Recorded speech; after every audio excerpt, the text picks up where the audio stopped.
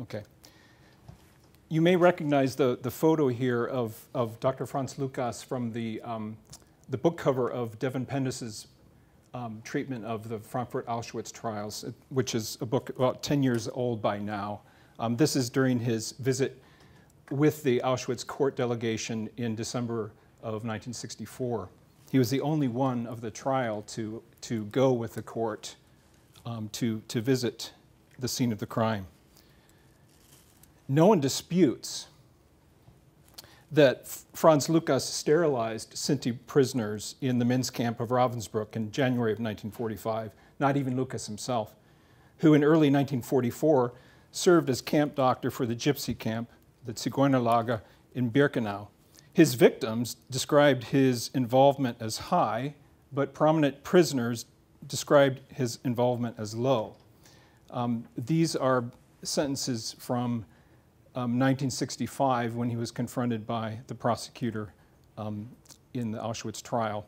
And you can see his picture as a student and the beginning of his protests in '65. In the Frankfurt Auschwitz trial of 1963 to '65, sterilization was less an important an issue than selections. Even though Lucas served 3 years of a penitentiary sentence for his ramp duty, he was also the only defendant granted his appeal and ultimate exoneration in 1970. During the trial, however, both the prosecution and the defense saw advantages in shifting the attention away from his Auschwitz duty, which Lucas left in early August 1944, to Ravensbrück, where Lucas began serving in mid-December 1944 after stints in Mauthausen and Stutthof. On the basis of testimony from prominent Ravensbrück prisoners in late 1964 and early '65, the defense argued that Lucas had behaved the same benevolent way at Auschwitz that he did later at Ravensbrück, but the prosecution used the sterilization testimonies to dispute that shoddy fact. I challenge the premise also that behavior in wartime somehow remains consistent. In this paper, I first present the testimony given against Lucas by the Sinti survivors, and then given on his behalf by some of the political prisoners at Ravensbrück. And then I show Lucas's responses to those accusations. And then finally, I examine the depositions in support of Lucas from 1946 and the early 1960s. And I discovered that Lucas, beyond performing the 40 or so vasectomies, also sterilized female prisoners and may have collaborated with Karl Klauberg in doing so on syntesas. From his Wehrpass from the Waffen-SS, you see that he was quite mobile and was moved around quite a bit on his account as Strafversetzung or punitive transfer, but I dispute that, as does Stefan Hördler. So the first incriminatory testimony by Sinti prisoners came during the beginning statements for the Zentralstelle Ludwigsburg and also Itzehoe investigations that ran parallel to Frankfurt Auschwitz trial. This is the only one I'm going to read in its entirety. The men were sent to the hospital and sterilized one after the other. My turn came on 10 January 1945. The surgery was performed by the SS Dr. Lucas, Obersturmführer, who cut through my seminal ducts from the outside. The operation clearly served him as an experiment because we're not given any local anesthetic. Once the wounds were healed, he came to rip them up apart again in order to see what it looked like. When I protested against it and said that I was in pain, he answered me, "Be quiet, you pig." Schenk, who knew Lucas from Auschwitz, noted 3 years later that while he had never seen Lucas kill or beat prisoners, Lucas was nevertheless a brutal man who treated sick patients mercilessly. Lucas might have been more humane in his treatment of women, but Schenk himself had experienced Lucas's rougher side. Schenk was not in court himself in the Frankfurt Auschwitz trial, but on 16th of July, 1964, the Sinti war veteran Paul Morgenstern surprised the presiding judge by reporting that Lukas had sterilized him on the 4th of January, 1945. He maintained that Lukas sterilized 6 men and boys daily in the men's camp during that January, and about 40 prisoners in all. Meanwhile, Morgenstern's own wife was sterilized by Karl Klauberg in the women's camp. The last Sinto, Bruno Stein, explained in court on 22 April 1965, after Lukas had already been arrested as a part of his deception of claiming for 14 months that he had not participated in selections, and then being proven wrong on that, and then being taken into custody. So this statement by Bruno Stein comes after Lukas's arrest.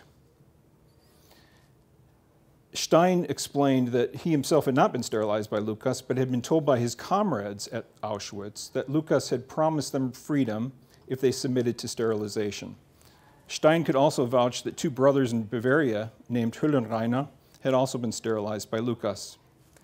After identifying Lukas from the lineup, Stein continued weeping into the witness microphone as adjunct prosecutor Rabe began questioning Lukas. And this is, by the way, why listening to and not merely reading testimony is so important. Stein's testimony was not watertight forensically, as the court always demanded, but he named 2 more victims and identified Lukas among the defendants. I should mention that beyond legal records, information about Lukas's sterilizations tends to surface as a lament within Sinti family histories. 2 quick examples. Erich Winter, the brother of Walter Winter, writing this memoir.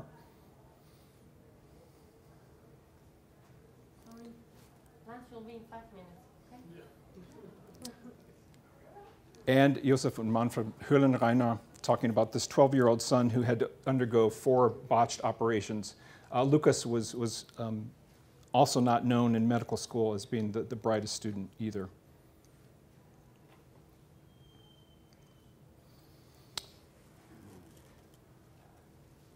Two political prisoners, just very quickly, Konrad Finkelmeyer and Karl Gerber. Finkelmeyer was the secretary of the men's hospital in Ravensbrück, and claimed that Lukas had him procure Sinti consent signatures in triplicate. He also records that one of the younger victims challenged him and said that he would kill him if he tried to perform sterilization on him.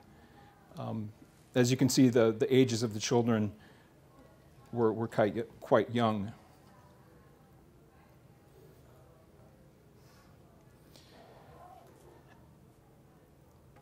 Karl Gerber, another witness who actually testified during the Auschwitz trial, said that although Lukas and the prisoner doctors counseled the Sinti to refuse the procedure and just wait for the war to finish, that the Sinti were gullible enough to provide their signatures, hoping that the sterilization would be their ticket out of Ravensbrück and into the Wehrmacht. Lukas and the prisoner doctor František Schiel protested the lack of sterile conditions and beds, according to Gerber. But I think we should notice that, like the female prominent prisoners, Finkelmeyer and Gerber both shifted the focus from Lukas the perpetrator to Lukas the victim, that he was only following orders. Not only does the emphasis on Fritz Suren and Richard Trommer take the heat off of Lukas, but Lukas becomes a victim himself by having to perform their dirty work, because he claimed that the compulsory sterilization applied to him too. And also it makes it look as though the Sinti, who are depicted as irrational, that the Sinti are depicted as irrational, as though their living conditions and experiences should somehow not affect their ability to make autonomous, reasonable decisions. Lukas's response in court quickly, as early as November 1961, he had explained that the Ravensbrück sterilizations were lawful, that certificates existed for the ones he performed. He said that in 1961. 2 years later, he claimed that only in 2 or 3 cases could he avoid orders to sterilize, but still had the consent of those men, that he was not the brutal operator that Heinrich Schenk claimed he was, and that by tearing apart healed seminal ducts, he would not have held any scientific interest for him anyway. So during Stein's court appearance in 1965, he was again asked how many gypsies he had sterilized. He admitted to only 3, and he had, in those cases, in almost all the cases, skipped the decisive cut. He had resisted the surge of prisoners who had insisted on receiving the operation that they had been promised would secure their freedom, until Dr. Trommer arrived with the heredity health court papers to remind him that it was something the gypsies wanted. He then found that resistance was no longer possible. Lucas was always more concerned to describe his helplessness toward superior orders than he was to describe the plight of his own victims. And always he oscillates between resistance and compulsion, depending on what best serves his narrative. So far, all of those quotations are easy enough to drum up. My interest is in looking at the prominent prisoners and how they shield information willingly or unwillingly about Lucas's involvement. Typical for the response in 1946 in depositions are the words of Sylvia Salveson, one of Lucas's strongest champions, in her book, Forgive, Never Forget. She champions Lucas with an entire chapter, as well as Gerda Schröder. So when Lucas was mentioned at Nuremberg, but only briefly and positively as a contrast figure, but he emerged more prominently during the first British Ravensbrück trial at the Curio House that began in December 1946. And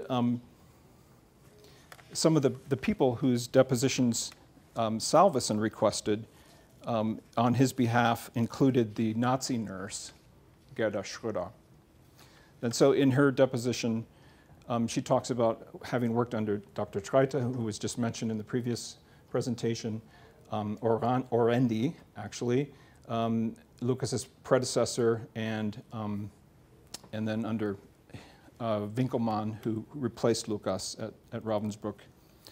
So she does not mention his name, only in passing, and then goes on to say that Treite was only performing sterilizations on orders, and reserves most of the blame for, of course, the notorious Klauberg.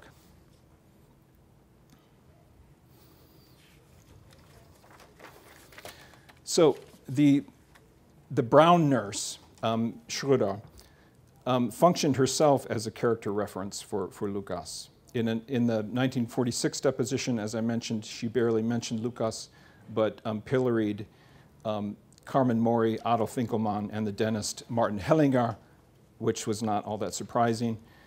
Did not call into question Treite's operations, did call into question Klauberg, and all this time, as this trial is happening in 46 and 47, Lucas is an hour away in Elmshorn and is reading about the trial in the newspapers. I contend that depositions are fine, interrogation transcripts are better for the historian, and under questioning in 1963, 17 years later, she was forced to expand on Lucas's involvement just a little bit, and so she couldn't be completely silent, but maintained that Lucas was responsible for the hospital and necessary operations on women, but never experiments, and she herself assisted him. Although he had male patients, he did not operate on them. He always did the best possible for his prisoners. However, if it is correct that Schröder and Lucas were lovers, It is not surprising that she diverted attention from him early on and later, under oath, failed to mention his involvement in sterilizations.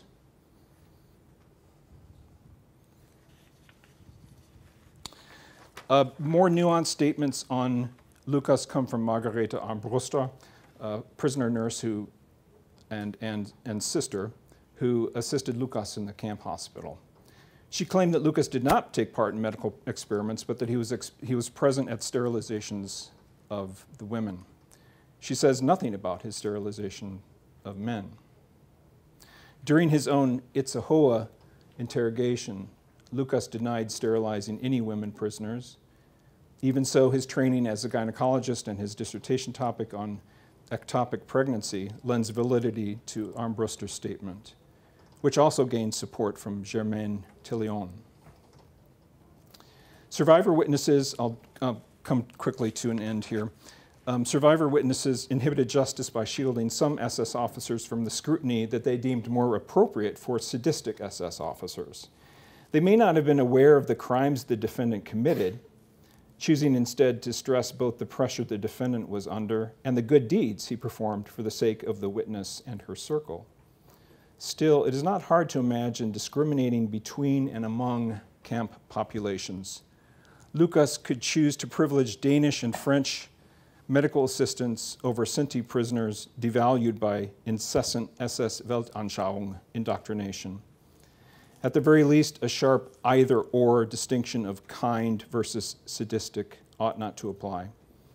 Criminals grumble about carrying out orders, and they also attract loyal followings of prisoners.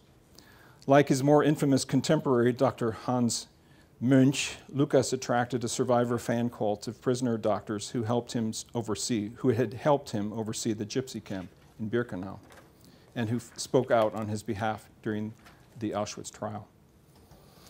The Sinti prisoners treated by mostly Jewish doctors were not expected to do any work, as Lukas pointed out more than once. He was not averse to sterilizing large numbers of them, however, as Helgard Kramer conjectures, because they were doubly stigmatized as racial and asocial outcasts. One more paragraph. I've argued that Dr. Lukas's sterilizations push back against glowing reports of his character given by privileged prisoners who were neither Jews nor Sinti. Recall Schenk's remark that Lukas was probably more humane to the women than to the men he sterilized.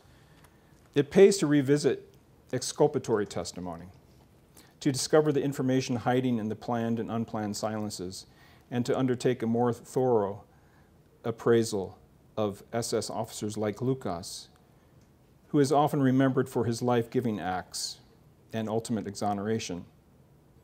We need to concentrate just as much on the life-taking acts, about which no witnesses survived to sound the alarm, but also on the life-preventing acts, such as sterilization, the analysis of which has taken for a long time a back seat to the study of SS culpability in ramp and camp selections.